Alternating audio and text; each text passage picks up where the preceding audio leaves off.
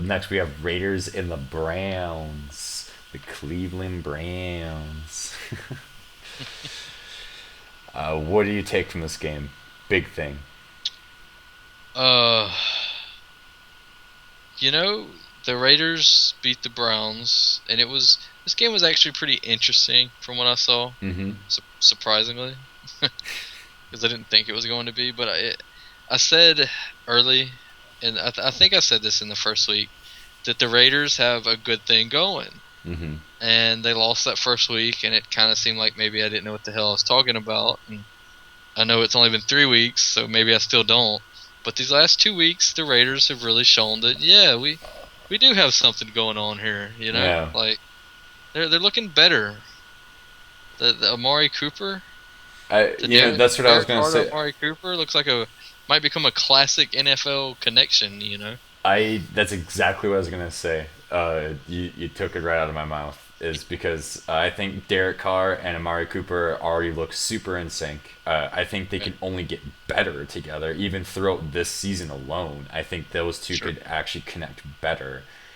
And there's a lot of young players on the team in Yeah, who's general. their running back Murray, right? Yeah, yeah. Uh, they set a record, I believe, for the youngest, like the triplets as they call those three Yeah. positions. They set a record for the youngest players with that many yards and I think thus far in a season. They're all under 25, I believe. Mm-hmm. So the Raiders definitely they're going to be a team to watch in the years going forward. I don't want to say they're back yet. Yeah. That Oh no. seems premature, but they're on the right path. That's for They're sure. on the right path to at least.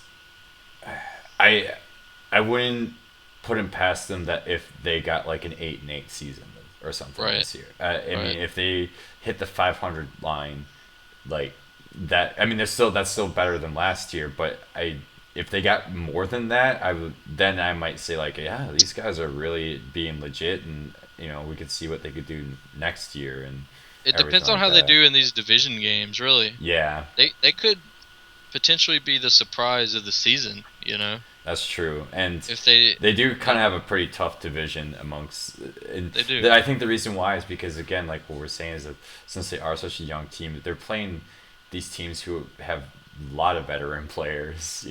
So Oh, even the coaches too. yeah, That's yeah. been around. I mean, and that Andy Reid offense. Philip Rivers and San Diego has been there. They've been established. Mhm. Peyton Manning obviously goes without saying. I know it's a new coach and a new system this year, Yeah, but realistically, and what Peyton has only been on the Broncos for 3 years, so like he's still kind of like the new guy around. is this the fourth season? I think now. And maybe it Yeah, is the fourth. I believe it. Yeah, it has been 3 years. So yeah, he's at the beginning of the fourth.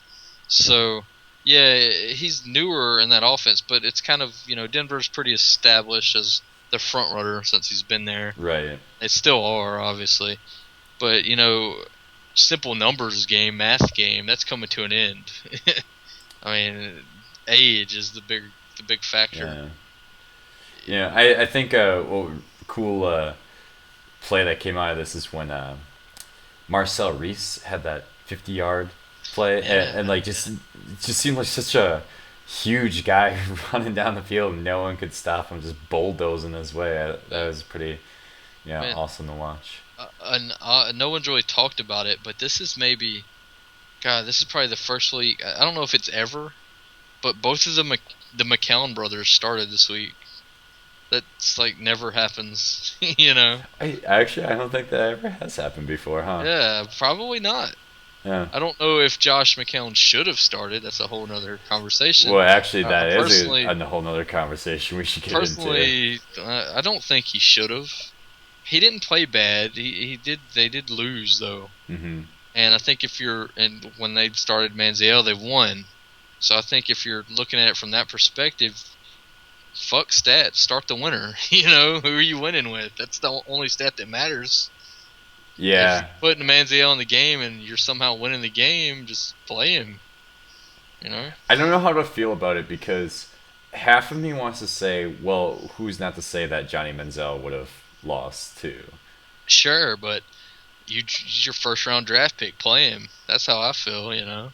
The other half of me is also saying, because didn't Josh McCown lose week 1 when he got hurt and Yeah. everything? Yeah. Yeah. So then, okay, so McCown is 0-2, and Menzel is 1-0.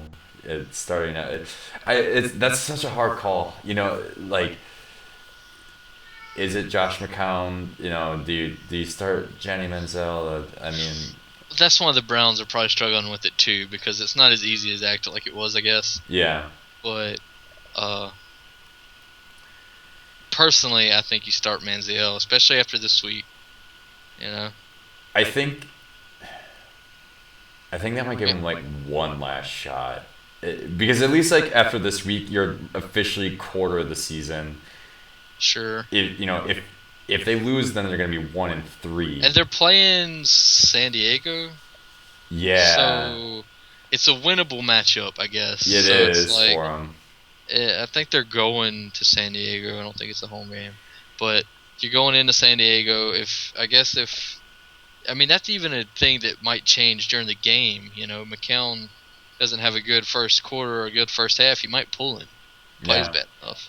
So yeah, I don't dislike Josh McCown, but I just think that I mean you draft Manziel in the first round, play him. Shit, you spent a first round draft pick on him. He's played well. He won the game. yeah, Put him in. It's just bizarre to yeah. me that they made that choice to go back to McCown after Manziel won that game. It's bizarre to me that they chose to even start McCown despite Yeah, yeah, getting rid of Brian Hoyer, giving Johnny Manziel the shot last year, and then you come into a brand new season and be like, just kidding. And exactly what you said. Use number 1 pick on you. We literally fired our old yeah. starter, and we're Right, still not going to even start you. right. That is kind of weird. I think honestly too, at least for the Browns organization, they'd at least probably sell more tickets if they have Manziel playing. Right, Like if right. anything else, you can make more money for the organization, even if you don't True, win, true. or even That's why I just don't get why jersey the sales. Jaguars don't sign Tebow as a backup. But that's whatever. But I agree. Shit, if you want to go on a 100%. side tangent with Tebow at this That's like point, a whole. We need to do like a whole video on if we're gonna do that. well, okay, just one last thing. This is Okay. a really funny joke that's been kind of spread around that as soon as Drew Brees went out, that Oh, the Saints should have picked up Tebow. You know how many ticket sales or the jersey sales they could have got having Tebow on a Tebow Saints was jersey? that's like stuff that you wouldn't even like. Yeah, that happened. If that was the case, Yeah. I don't think it's there yet. He did try out for the Saints a couple years back, but it him and Manziel actually have an interesting dynamic, I guess, because they don't necessarily always post the greatest numbers, but they just win football games for some reason. No. Like Manziel did have a good game. His numbers weren't amazing last week, but they were good enough and they won.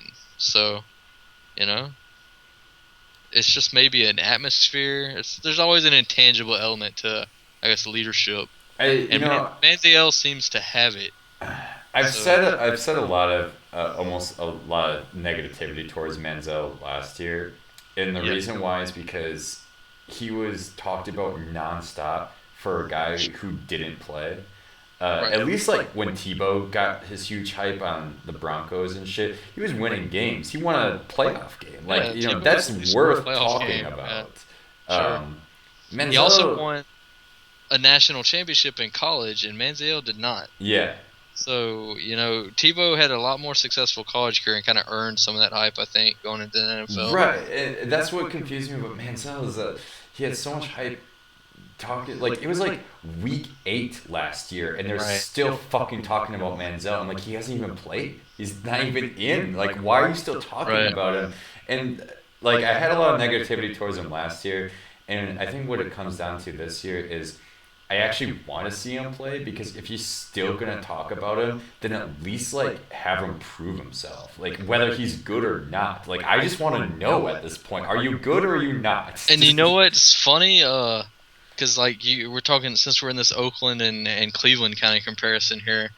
Derek Carr was like the complete opposite. There was no hype. I didn't even know who Derek Carr was. I'm not gonna lie. Yeah. You know, I didn't even know who he was. And then he played last year and kind of built a name up. And I was like, well, this kid's one to watch. You know, and he earned any hype that Derek Carr is getting is 100% earned. Yeah, and if anything else, probably not enough.